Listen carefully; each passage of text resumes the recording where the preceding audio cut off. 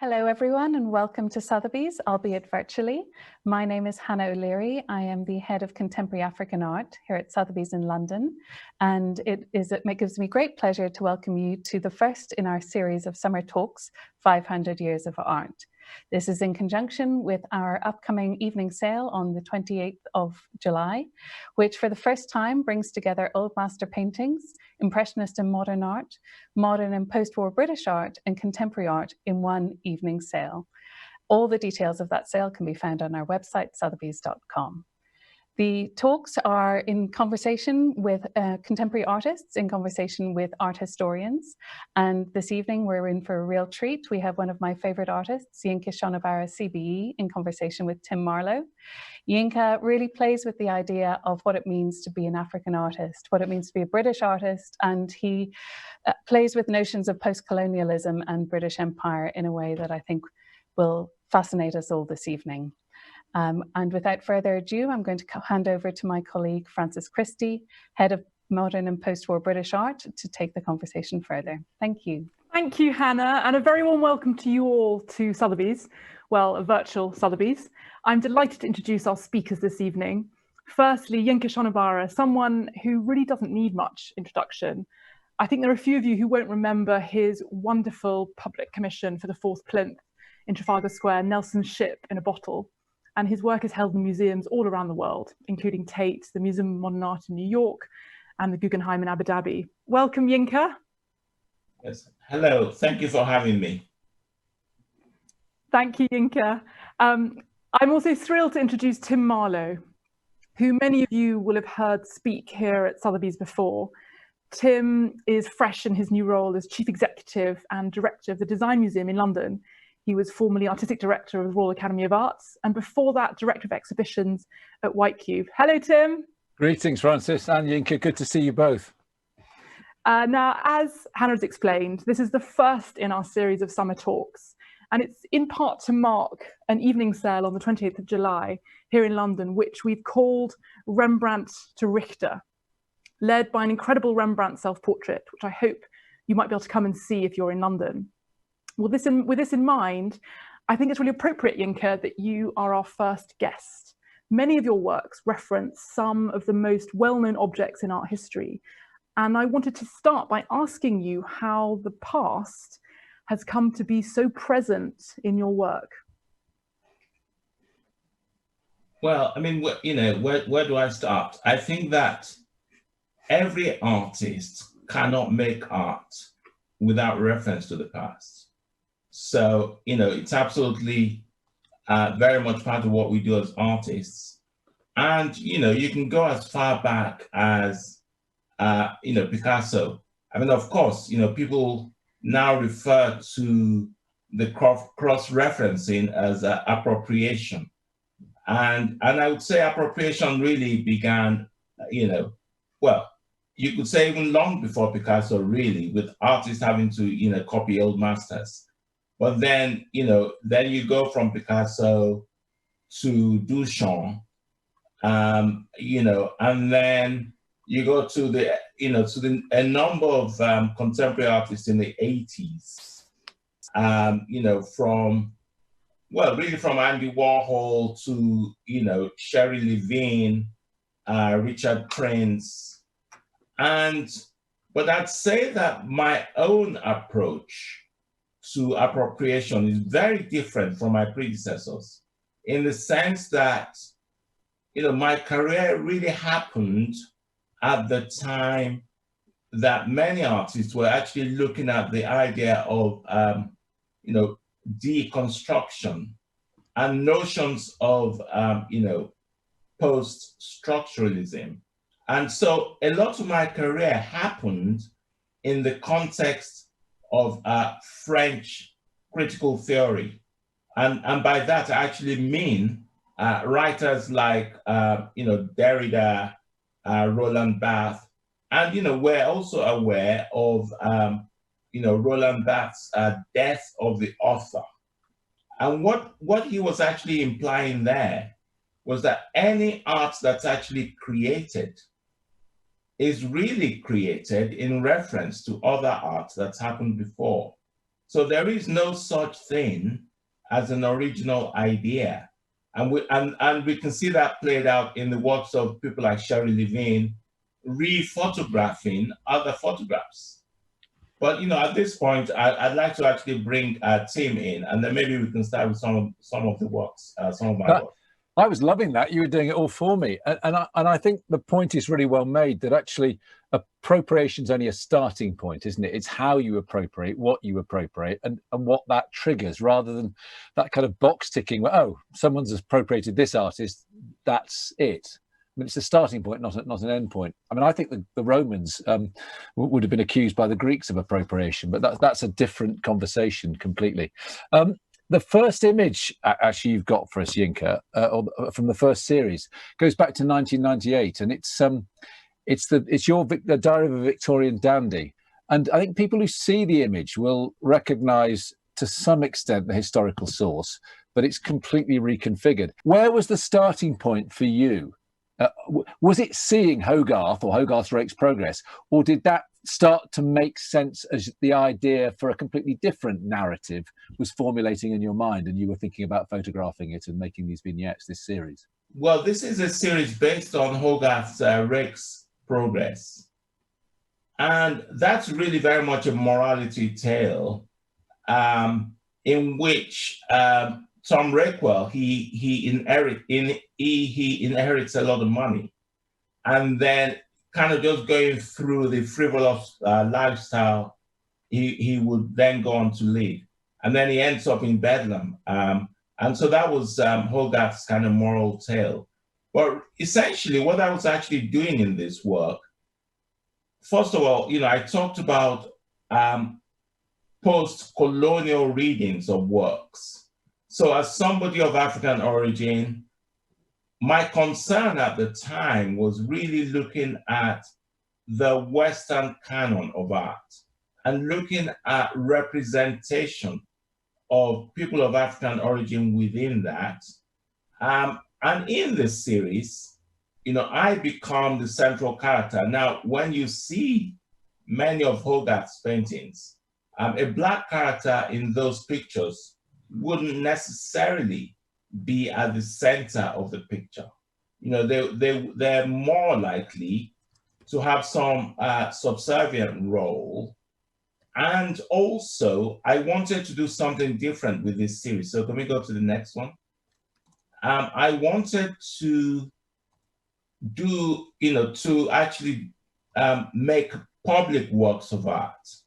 So essentially, the pieces were actually made as large posters on the London Underground. And I don't know, Tim, if you saw those in the 90s.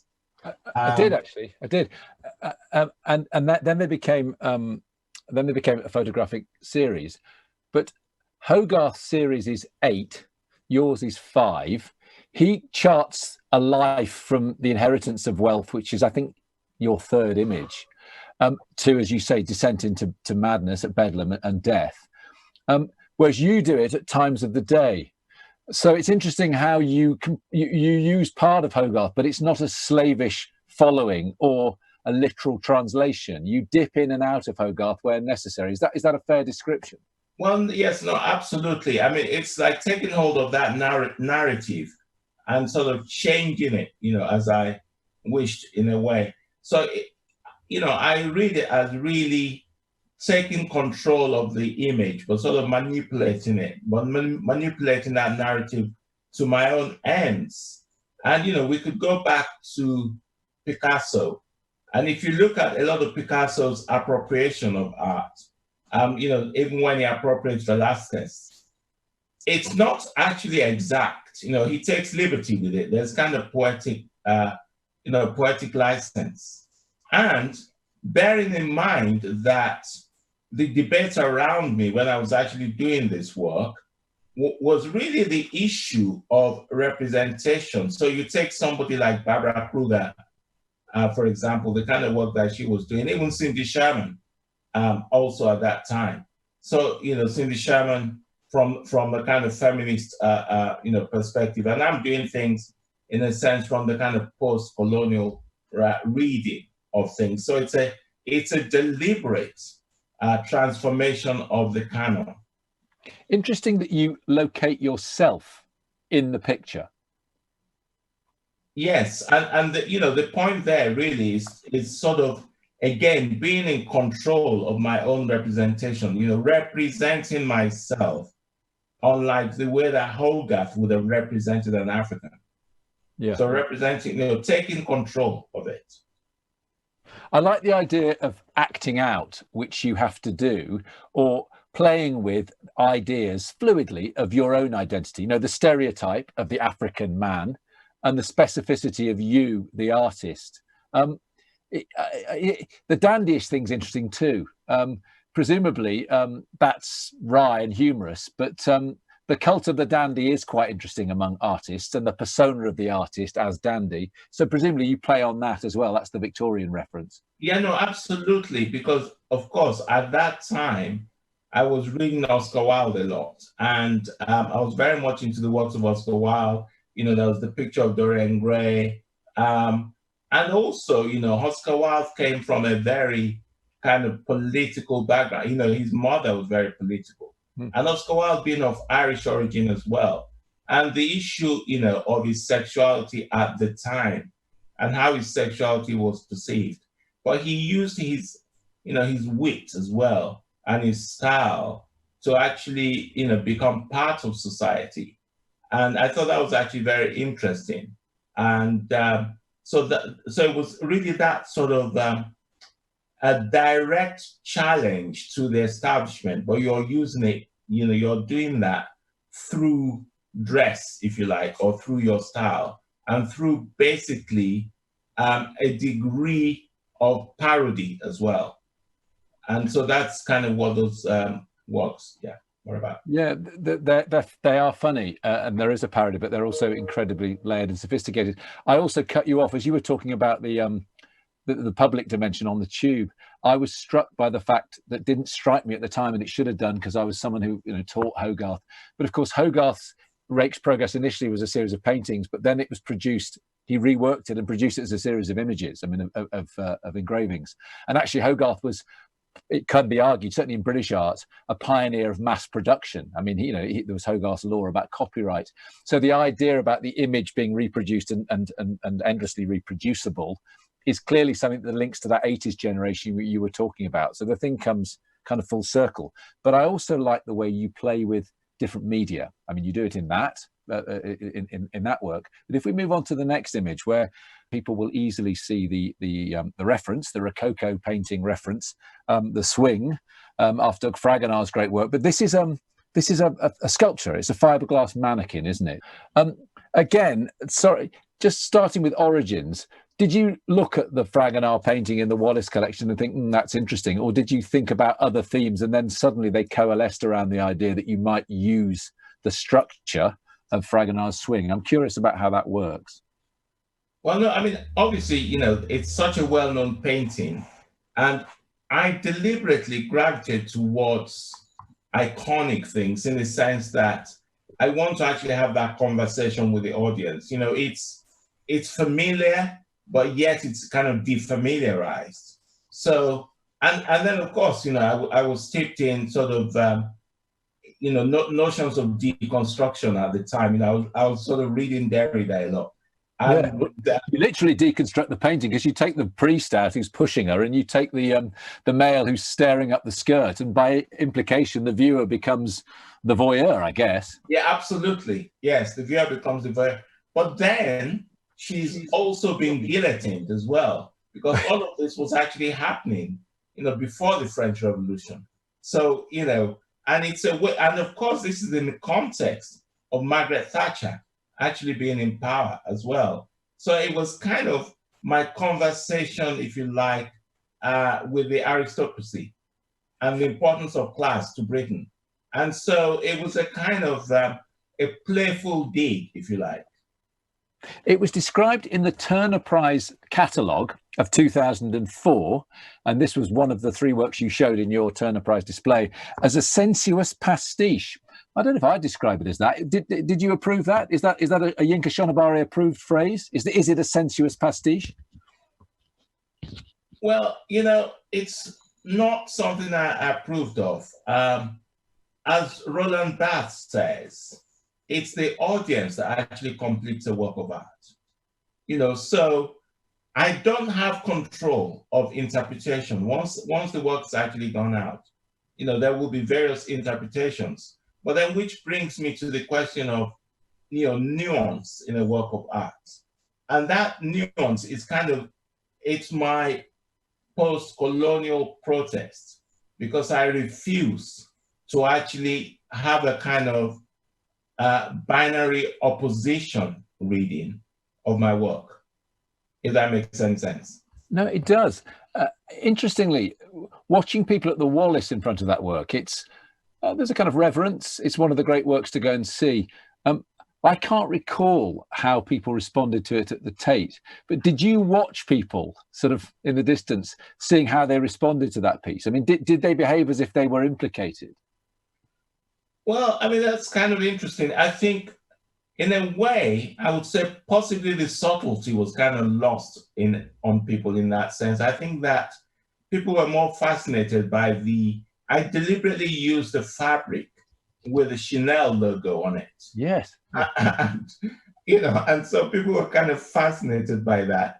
And then there was a story also related to that, because the Chanel company actually went to the shop in Brixton where I bought the fabric, and they complained about copyright issues and that they may get into trouble for that. But they never actually approached me.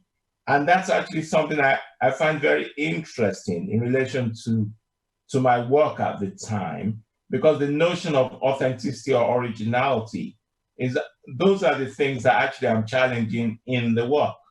Mm. And that fabric is really interesting, isn't it? I mean, the batik, the history of batik fabric. Actually, we could even see the next image, which again, let's let our audience spot the reference. Yeah, there you go. A girl ballerina, clearly referencing Degas' master sculpture, also reproduced in certain ways or explored in paintings too. But batik is Indonesian in origins. It's made popular by the Dutch colonizers and merchants. The British copy it, and in the north of England, in Manchester in particular, it's mass produced, and then it's shipped to West Africa, and then by the 1960s has become a symbol of African independence and post-colonial celebration. Would be a breathless summary of the history of that material. Anyway, my point is, it's very layered, isn't it? And the associations we have now is very much with West Africa, but it has this rich and complicated, slightly sinister history. Well, yes. I mean, that then brings me to how I arrived at using the fabrics. I was, as somebody who was actually, I was born in London, but I was brought up in Nigeria. And then I came back to the UK to finish my A-levels and then went to art school. And then, I grew up in a household where, in Lagos, where, 1 minute you'd listen to James Brown and you'd listen to Fela Kuti, and then, my dad would be reading, Time magazine and, National Geographic. And then there I was in London, making work actually about Russia and perestroika, thinking, I'm a citizen of the world. And I didn't even know that I was Black until I, came to Heathrow. And then I was told I was Black. In Nigeria, you didn't know you were Black. And, and then my tutor said, well, you're making work about perestroika. What's that got to do with you? You are of African origin, aren't you? Why aren't you producing authentic African art? And then I was on the conquest. I was in search of this notion of authenticity. What makes an authentic British person? I mean, would you say that would be Morris dancing? Yeah, I'm all for Morris dancing, but actually, does that make me an authentic English person? No, not particularly. It's multi-layered, but I like that idea. Let's hold that. I always feel that the England rugby team, actually, when they faced the New Zealanders, when the New Zealanders did that wonderful haka, that the English should do a Morris dance. But that's another issue. Well, yes. So that then brought me to this obsession that people have with authenticity. And so that's how, and then in search of my authenticity, of course, I headed to Brixton Market. And then I started to talk to them about the fabrics. And, you know, I was told the history of the fabrics and everything, and I thought, perfect. So that is my own authenticity.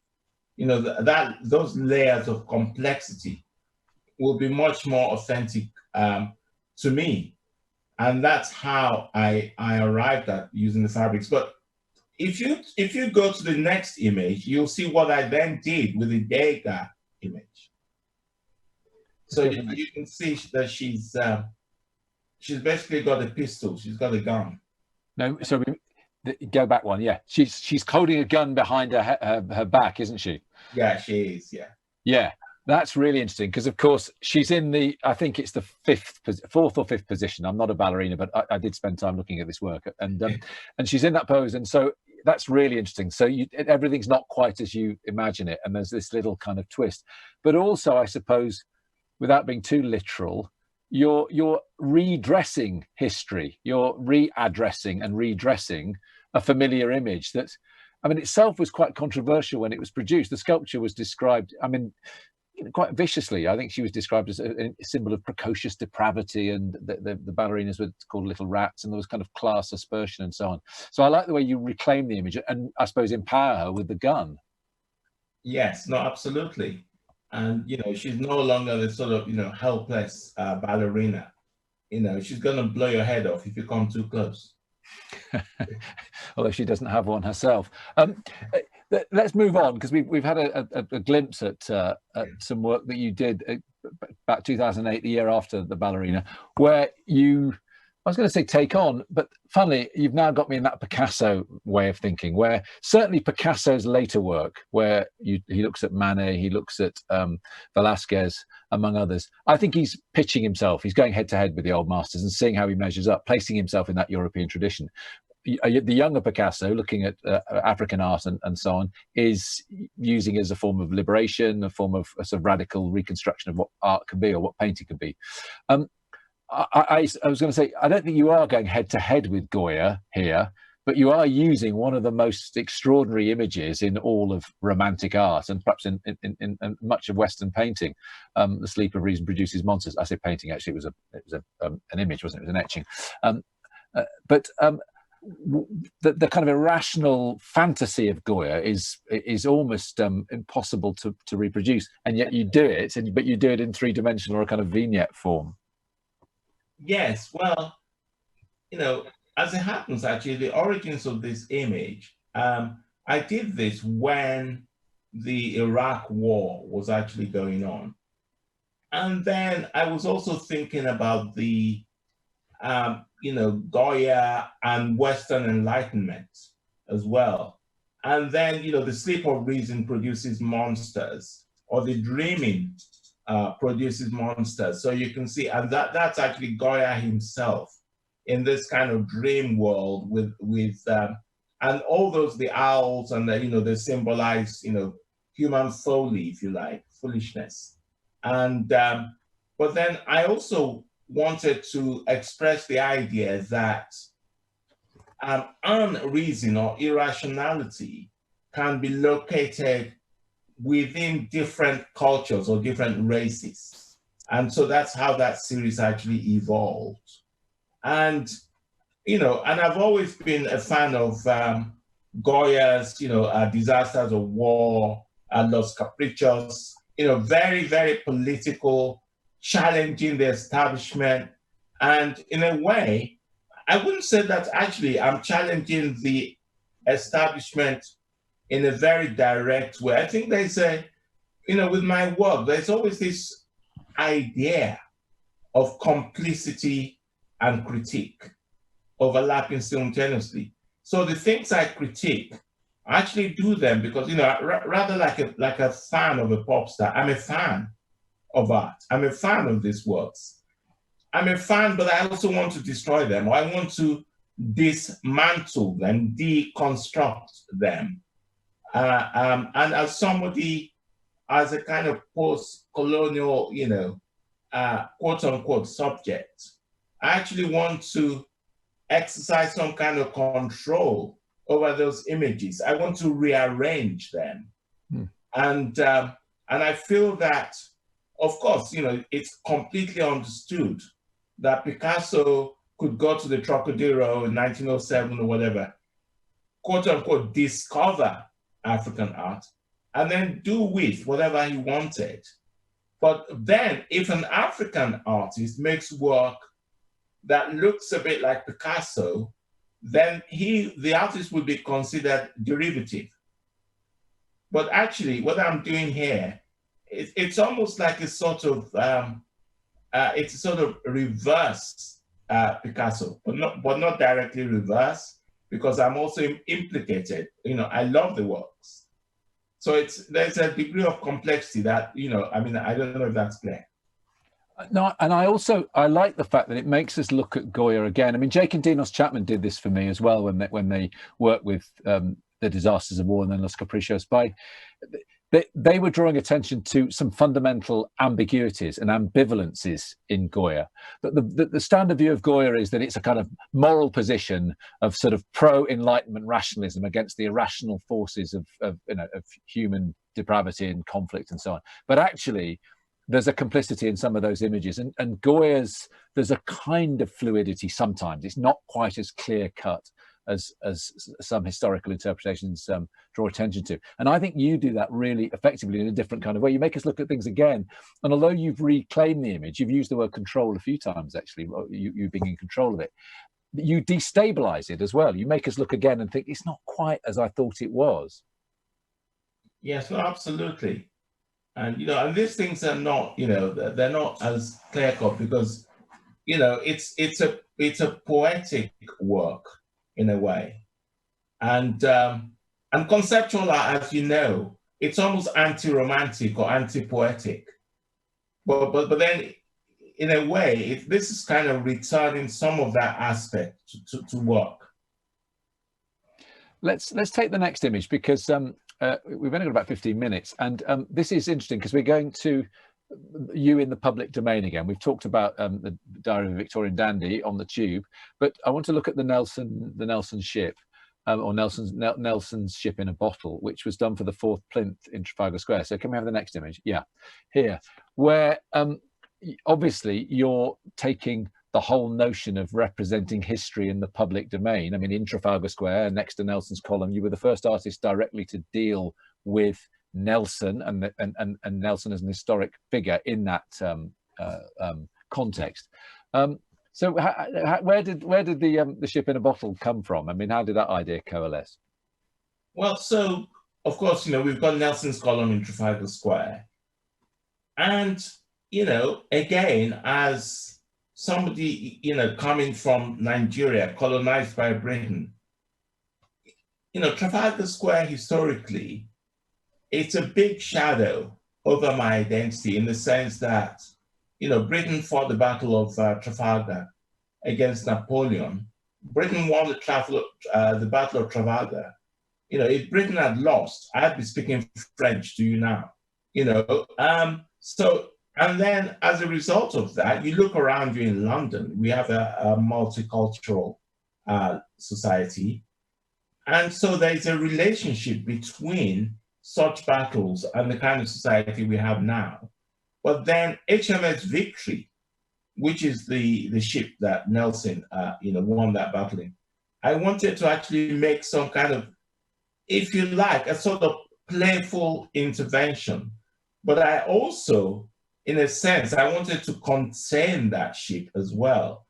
I wanted to contain it, play with it, but the interesting thing about this work, there were people who described it as, oh, good, good anti-establishment work. And then there are other people who said, oh, great, celebrating British nationalism, fantastic. But it's both. Yeah. You must have been doing it right then. If both sides think you've got it right, or both sides think you've got it wrong, you must be doing something right. Yeah, exactly. Absolutely. I remember being struck by scale. I mean, the playfulness of scale there as well. So you take a replica. I mean, you take a ship that is vast, and then you make a replica of it that's tiny by comparison, but in comparison with an actual ship in a bottle, which is bottle sized, you then scale it up. So there's this kind of playful displacement of and levels of reproduction and scaling down and then scaling up again. So it's a kind of it's a mini monument, but it's then monumentalizing something that is usually much smaller. And I like that kind of slippage again, I suppose. Yeah, no, absolutely. I mean, that's precisely what's going on. You know, playing with scale, playing with form, and also playing with the notion of monuments and sculpture, which, of course, you know, is something that's very much part of, you know, the debate now in relation to Black Lives Matter as well. And also, we'll come on to that because there's towards the end, your most recent sculptures, the wind sculptures. I'd love to talk to you about that too. There's also that sense of wonderment. You know, the art has this kind of this sense for many as how is that done? The miraculousness of what is made or produced. And of course, a ship in a bottle is a beautiful distillation of that idea, isn't it? How do they do it? How is this thing possible? Well, yes, I mean, as you well know, as somebody who lives in London, and you know that, you know, black cabs always have an opinion on everything. Oh, yeah. And you know, the number of conversations I've had with black cab drivers on the work, I mean, they're absolutely fascinated by it. And I actually think, but then that's where I think actually the fourth plinth is kind of doing something right, something interesting, in the sense that, you know, access to art by the public, and what kind of conversations can you actually have about art with the public? And I think, you know, this work in a way managed to kind of do that successfully. Let's move through. If we could just move through the slides very quickly, because I want to move on from. So this is actually a fake death picture. This takes Manet's painting of the suicide and produces a sort of, well, again, recoloring history, coloring in both literal terms, the batik, but stereotypes around ethnicity and so on. Let's keep moving on, because I want to move. Then this series, Revolution, where so these are sculptural mannequins, hybrids of humans and animals. Again, there are stereotypes at play here, but was the context for this? Someone said Arab Spring, others said the London riots. How do we frame this series? Done in 2012. We go from Delacroix, Liberty Leading the People. Yeah. And that's the street urchin in Delacroix's painting. It's the same, in a similar pose. And then we go to the context of the Arab Spring. Then the London riot happens. Then that painting is actually my favorite painting, Delacroix's, you know, Liberty Leading the People. So in a way, it's sort of bringing those kind of political events and kind of recontextualizing that within art history. But then, you know, in my own way, sort of expressing, and also then further displacing displacing it with the, you know, with the animal head. So it's, I mean, it's difficult sometimes to know exactly where art comes from, but those are the various kind of thoughts that inform this work. Yeah, multiplicity of layers and motivations. I think what I'd like to propose, Yinka, is this is much lower intellectual level, but I think we should have a pub quiz night on Yinka Shonibare's work, and we just flash up a load of images, and the answer is which major work of European art does this work reference, among other things. Right, let's move on, because I want to go to the British Library, and we've got two other references. This is The Last Supper, where I think Christ is replaced by, well, I would say Bacchus, but he's got no head. But it's classicized and it's contemporized and exoticized and made hedonistic rather than Eucharistic, I suppose. Yes. And then self-portrait is Andy Warhol. I'm just giving the audience a taste for when they can ask their questions, which is a wonderful appropriation of Warhol's Frightwig image with you at the centre. And then the British Library. I just want to talk about this work because the Tate have acquired it, so it now has national status. But this is an extraordinary installation because from afar, you do play with the minimalist grid. That was something you did as a young artist. The books are all batik covered, but some have spines that are labelled, I mean, have gilded names. We can see the next slide and see the details of that. Some don't. And there's also a multimedia dimension to it. Take us through this. I mean, obviously the library is how history is often recorded or told, and that we're dealing with a kind of colonial history to some extent. But again, it's something that can be added to by individuals, that the viewer can start to complete it, and what's left out and what's told and what isn't told and which names are referred to and which aren't are equally important, I think. Yeah, no, absolutely. I mean, that work actually happened in the context of the debate around Brexit. And, you know, there was a lot of debate around immigration and, you know, who's British, who's not British, who should be here, who shouldn't be here. And then I was kind of going through British iconic names, you know, like Helen Mirren and, you know, several well-known personalities within Britain, you know, Lucian Freud, you know, so many. Noel Gallagher, I remember. Yeah, and they've all, you know, their families came from elsewhere. And yet they're kind of iconic British people. And then I thought, actually, this is very interesting. And then, of course, the, you know, the library and the kind of history narrative. And I felt that the library was a good format to actually display those people. But I also wanted to include people who were anti-immigration, like Nigel Farage and others. So they're all included in this. And then I also installed computers in which people can actually write their own family stories. And then there's a website in which, you know, you can go and read the story. So the work is never finished. You know, it continues. And so the possibility for the work to expand forever, because there are many, many stories that can just constantly be keep being added to the library, and that's, you know, that's what the work's about. So it's a it's a library of national biography, but it's an ongoing saga. Yes, absolutely. It's very potent, and it's also visually arresting, as libraries are. But I love the way, I mean, I love the way you play with codes of representation, and also, you know, that abstraction, and as I said, the sort of the grids too. I want just to finish before we talk about a very interesting project you're doing at the moment in Lagos. This kind of bicultural initiative. It's actually an initiative in Lagos, and as a Brit, I'm co-opting it as bicultural. Apologies. But if we just skip through the next pub quizzes, you know, we've got the discus throw, we've got David, but let's just get to the wind sculptures here. Thank you. Yeah. So this was in the courtyard of the Royal Academy. It looks as if someone, I think, said it looks as if Reynolds was responsible for the wind that was blowing, but then frozen here. And then we have another of the series in another location in London.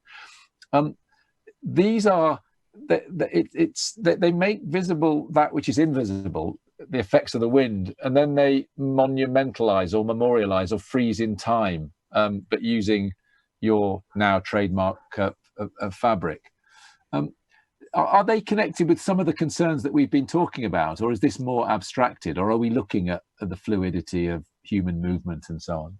Well, it's all of those things. I mean, it's, you know, it's about movement, it's about migration. The series evolved out of Nelson's Ship in a Bottle, and the windy sails I used on those. Then I started thinking about movement and migration, and also playfulness, and the idea that you could actually, and also kind of looking at the history of sculpture, public sculpture, and what can be done with that. You know, can you take it off the plinth? Can you put it on the ground?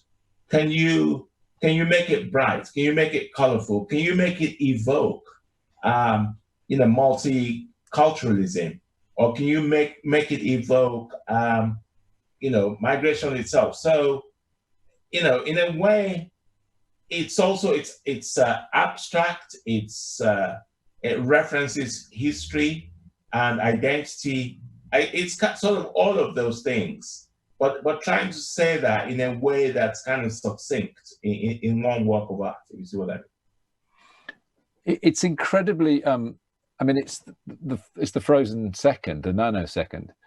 It's incredibly visually arresting and busy. You know, the patterning, but it has this kind of both static and fluid quality. And seeing it in that neoclassical courtyard of the Academy, then seeing images of it outside the Smithsonian, the Museum of African Art there, made me realise that actually you must find different shifts of meaning in the very context in which work is cited, and particularly what we call public sculpture, but which is better called sculpture in the public domain.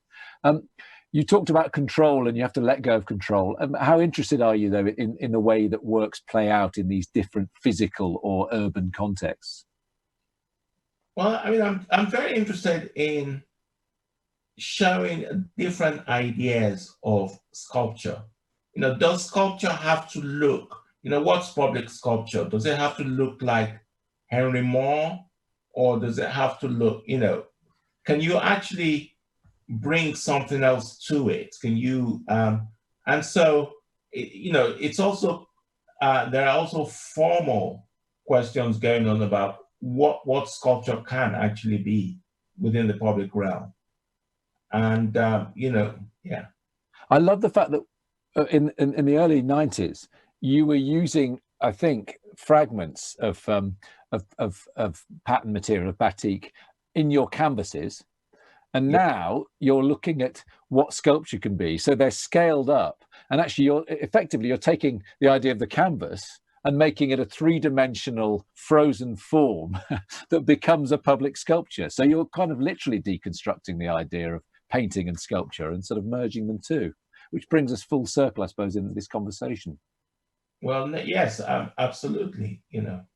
So let's move briefly before I throw you to the questions from the audience that we can't see, but we know are here. We can see the activity happening, because you're completely engaged with multicultural or bicultural initiatives, in particular the guest artist space in Lagos. Just explain how that came about and what you're actually planning and what you're doing there.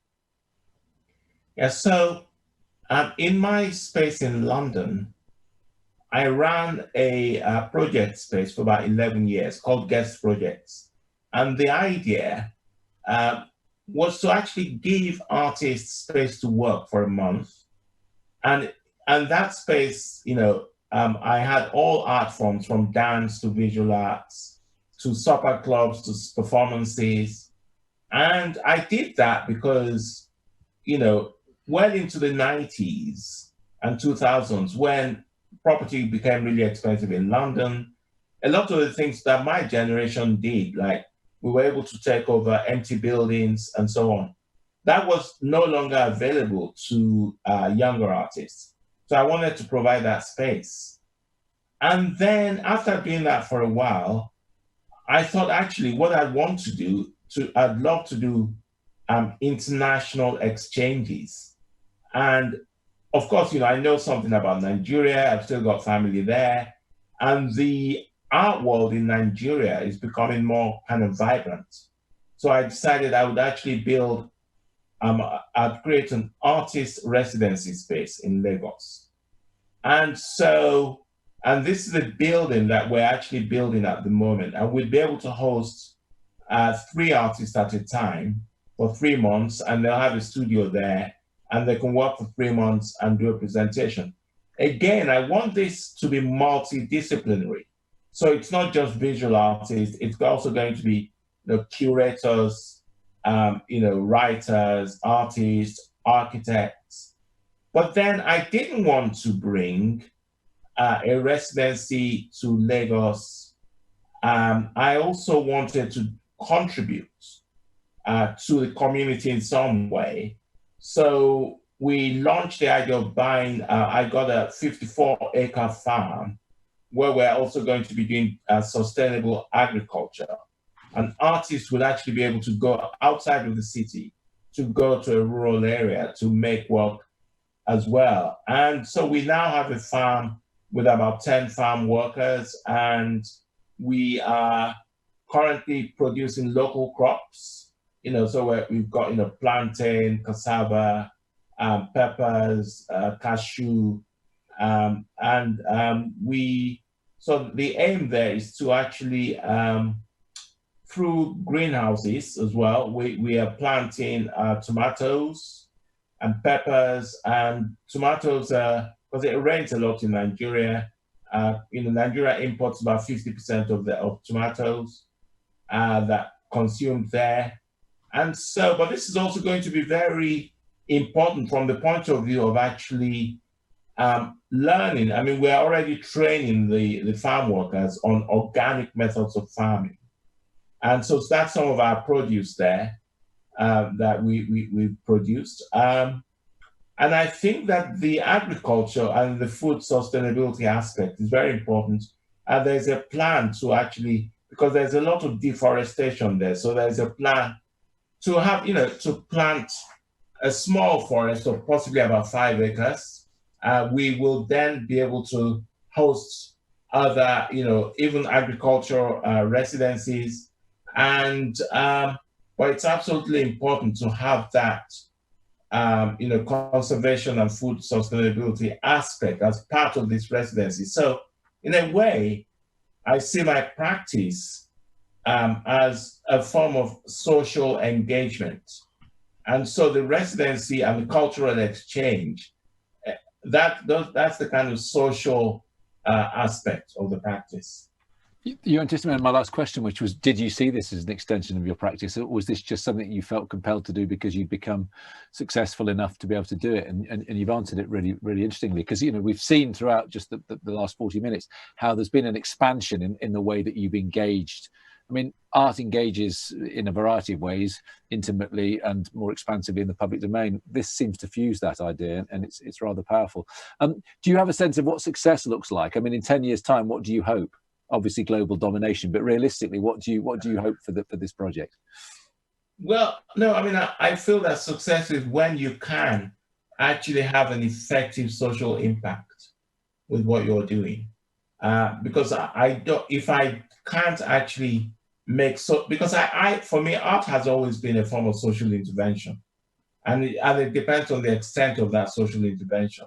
I mean, I have to add that because I set up a foundation to do this, naturally I will need other people's support just to make it sustainable. So yes, I do want to have a social impact, but that social impact is only possible with the support of other people. And so that's kind of, what I set out to do, to find ways in which I can collaborate with other people who think the way that I think, or people who might be kindred spirits who actually want to support artists to be enlightened in this way. Time for some social intervention from the audience now, I think, Yinka. Thank you, though. We'll field questions. What are the questions? Yes, thank you to you both. We've had a few questions come in. On the subject of social impact, Yinka, actually someone has asked, having heard about your experience early on in your career as a British African artist, what has been your response to the wider Black Lives Matter movement today? Well, I mean, one of the things that I want to do through the residency is to actually give the diaspora artists the opportunity to actually experience going to Africa and to be able to actually work there to create kind of cultural exchange. But also, I've always dealt with a lot of the issues brought up by Black Lives Matter in my work. And I've dealt with it through, interventions in my work, through providing platforms for artists. I've supported, an Afro-Caribbean theater company for, more than 8 years. So I'm actually doing it in my life. I'm not necessarily just responding to those issues now. There are interventions I've made for a long time, and I will continue to make. That sort of leads on to the next question. Someone else has asked, which African artists have inspired you the most? I would say that when I was young in Nigeria, there's an artist called Ben Nwowu, whose work I saw as a child. And I think he might have had some influence on the choice of career as well. Oh, I think Hannah O'Leary will love to hear that answer, because she sold an incredible Bear Nuonwu last year that made a world record price. That's great that he was one of your inspirations. And actually, we've had another question coming in from someone saying, alongside this amazing new project with your foundation in Lagos, I suppose that is part of your work at the moment, but have you had time to create any new art pieces rather than sort of architectural pieces? I mean, I continue to make work. I'm doing actually more of my public sculpture now as well. But, artists, we never kind of stop. I mean, we're constantly making new things, and as I speak, I'm working on a number of projects as well. I also have a question of my own. Having taken on Tim's idea of the pub quiz, if there was one actual work in art history that you could have yourself, not appropriate it, but have it yourself, what would it be? I mean, I think that actually, I'd like Goya's etching, The Sip of Reason Produces Monster. Thank you, Yinka. I think on that note, on behalf of the audience, on behalf of everyone here at Sotheby's, I'd like to thank you and Tim. Can we get Tim back up, as your conversation and steering us through those slides was incredible. And yes, if we can get back together with the audience for a pub quiz, let's do that. Thank you to both of you. And just a reminder to the rest of the audience, we do have more in this series coming up over the next couple of weeks. Next week, we have Kehinde Wiley in conversation with the Duke of Devonshire, and the week after that, we have Conrad Shawcross in conversation with Zoe Whiteley. So thanks to you all, and we look forward to welcoming you back at Sotheby's sometime soon. Good evening, everyone.